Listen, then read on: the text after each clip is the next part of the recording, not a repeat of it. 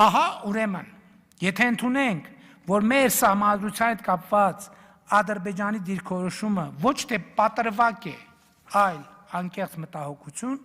այդ մտահոգությունը փարատելու ամենաարդյունավետ միջոցը ոչ թե համաձայնագիրը չստորագրելն է, այլ այն ստորագրելը։ Ինչու՞։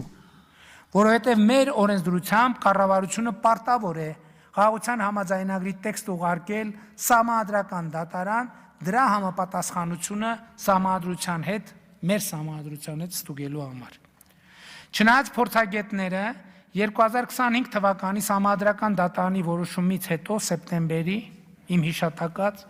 նման հավանականությունը մեծ չեն համարում, բայց եթե սահմանադրական դատարանը որոշի, որ Հայաստանի եւ Ադրբեջանի միջև խաղաղության համաձայնագրի տեքստը չի համապատասխանում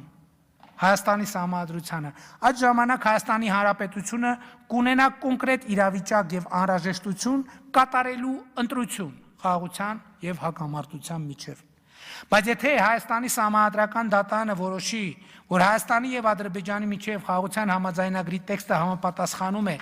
ՀՀ սահմանադրությանը, այդ պարագայում համաձայնագիր ազգային ժողովում վավերացնելու ոչ մի խոչընդոտ չի լինի եւ խորհրդարանում վավերացնելուց հետո կգործի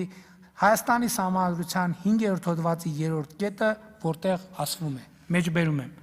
Հայաստանի Հանրապետության վավերացրած միջազգային պայմանագրերի եւ օրենքների նորմերի միջև հակասության դեպքում կիրառվում են միջազգային պայմանագրերի նորմերը։ Մեջբերման ավարտ։ Սա նշանակում է, որ խաղաղության համաձայնագիրը Հայաստանում, ինչպես նաև Ադրբեջանում վավերացվելուց հետո կստանա բարձրագույն իրավաբանական ուժ եւ հետեւաբար խաղաղության համաձայնագրի հարցում իր ընթացիկ դիրքորոշմամբ Ադրբեջանը խոչընդոտում է իր իսկ կողմից առաջ քաշած խնդիրների հանգուցալուծմանը եւ սա է, որ շատ փորձագետների հիմք է տալիս ասել, որ Ադրբեջանը պարզապես մտածածին պատրվակներով ձգձգում է խաղաղության համաձայնագրի ստորագրումը։